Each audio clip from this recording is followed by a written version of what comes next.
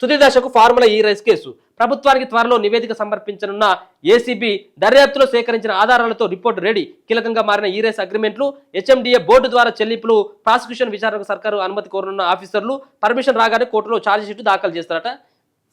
నాకైతే ఇదైతే ముంగడ పడేది కాదు, ఇది ఊదుగాలది పీరు లేదు అన్నట్టుగా అదైతే ఆ వ్యవహారం అట్టినే నత్తనడక కన్నా ఇంకా అధ్వానంగా ఉన్నది ఈ సంబంధించినటువంటి కేసుల వ్యవహారం.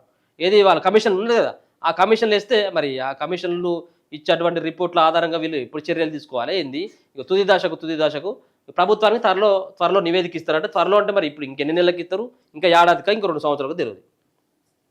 ఫార్ములా ఈ కార్ రేస్ కేసు తుది దశకు చేరింది. దర్యాప్తులో భాగంగా సేకరించిన ఆధారాలు, సాక్షులు, నిందితుల స్టేట్మెంట్లు, హెచ్ఎండిఏ బోర్డు నిధుల నుంచి విదేశీ కంపెనీకి చెల్లించిన డబ్బుకు సంబంధించి పూర్తి వివరాలతో ఏసీబీ నివేదిక సిద్ధం చేస్తున్నది.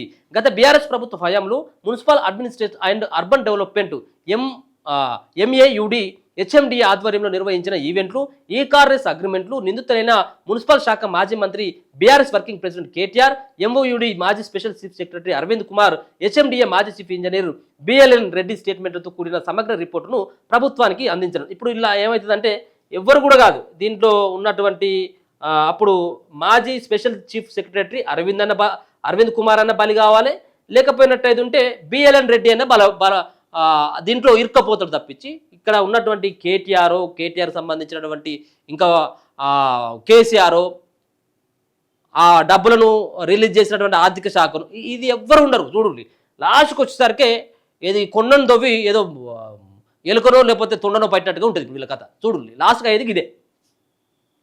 ఇక ప్రాసిక్యూషన్ విచారణ ప్రధానంగా హెచ్ఎండిఏ బోర్డు నిధుల దుర్వినియోగం సహా మోడల్ కోడ్ ఆఫ్ కండక్ట్ అమల్లో ఉండగానే జరిగిన అగ్రిమెంట్లు, చెల్లింపులకు సంబంధించిన పూర్తి ఆధారాలను ఏసీపీ సేకరించింది. ఫార్ములా ఈ ఆపరేషన్కు చేరిన 45.71 కోట్లు ఇన్కమ్ ట్యాక్స్ పెనాల్టీలు సహా మొత్తం 54.89 కోట్ల దుర్వినియోగానికి సంబంధించిన కీలక ఆధారాలతో నివేదిక సిద్ధం చేసింది.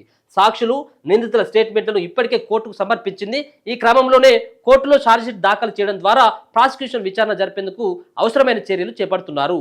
ఇక కేటీఆర్ సహా నిందితులందరూ విచారించిన ఏసీబీ 2023 ఫిబ్రవరిలో నిర్వహించిన ఫార్ములా ఈ కార్ రేస్ సీజన్ 9 2024 ఫిబ్రవరి 10న నిర్వహించతలబెట్టిన సీజన్ 10లో భారీ ఆక్రమాలు జరిగినట్లు తేలింది. హెచ్ఎండిఏ బోర్డుకు చెందిన 54.89 కోట్లు దుర్వినియోగం అయ్యాయన్న ఎంఏయుడి ఫిర్యాదుతో నిరుడు డిసెంబర్ 19న ఏసీపీ కేసు నమోదైంది. ఈ కేసులో ప్రధాన నిందితుడిగా కేటీఆర్, రెండో నిందితుడిగా సీనియర్ ఐఏఎస్ అరవింద్ కుమార్, మూడో నిందితుడిగా హెచ్ఎండిఏ మాజీ చీఫ్ ఇంజనీర్ బిఎల్ఎన్ రెడ్డిని చేర్చింది. దర్యాప్తులో భాగంగా ఏడాది జనవరి 8న ఐఏఎస్ అరవింద్ కుమార్, 9న కేటీఆర్, 10న బిఎల్ఎన్ రెడ్డిని ఏసీబీ విచారించింది. అదే నెల 18న గ్రీన్కో ఎస్ నెక్స్ట్ జెన్ ఎండి చలమల శెట్టి అనిల్ కుమార్ను ప్రశ్నించింది. వీరిచ్చిన సమాచారంతో ఏసీబీ అధికారులు స్టేట్మెంట్లు రికార్డు చేశారు. ఈ కేసులో స్వాధీనం చేసుకున్న డాక్యుమెంట్లు వారి స్టేట్మెంట్ ఆధారంగా మార్కు చేశారు. బ్రిటన్కు చెందిన ఫార్ములా ఈ ఆపరేషన్ సంస్థ ప్రతినిధులు వర్చువల్గా ప్రశ్నించారు. మనీ లాండరింగ్ కేసులో ఈడీ కూడా ఈ ముగ్గురిని విచారించింది. సో విచారించిండ్లు, కేటీఆర్ను విచారించిండ్లు, బిఎల్ రెడ్డిని విచారించిండ్లు, అనిల్ కుమార్ను విచారించిండ్లు, అరవింద్ కుమార్ను విచారించిండ్లు. సో అందరి విచారణ అయిపోయింది. ఇప్పుడు ఏసీబీ ఆ నివేదికను ప్రభుత్వానికి సమర్పించబోతా ఉంది. మరి ఈ సమర్పించేటువంటి నివేదికలో ఏముండబోతా ఉన్నది, ఎట్లా ఉంటుంది, కేటీఆర్ ఏమైనా దీంట్లో ఇరుక్కోబోతా ఉన్నాడా? 54 కోట్ల రూపాయల కుంభకోణం అని చెప్పేసి పదే కాంగ్రెస్ పార్టీ నేతలు అయితే దీనిపైన రాద్ధాంతం చేసిండ్రు. అదేవిధంగా ఇప్పుడు మా ఆయనే ముఖ్యమంత్రి, నేను ఏం చేసినా నడుస్తుంది అన్నటువంటి తీరుగా కేటీఆర్ వ్యవహారం ఉండేది అప్పట్లో.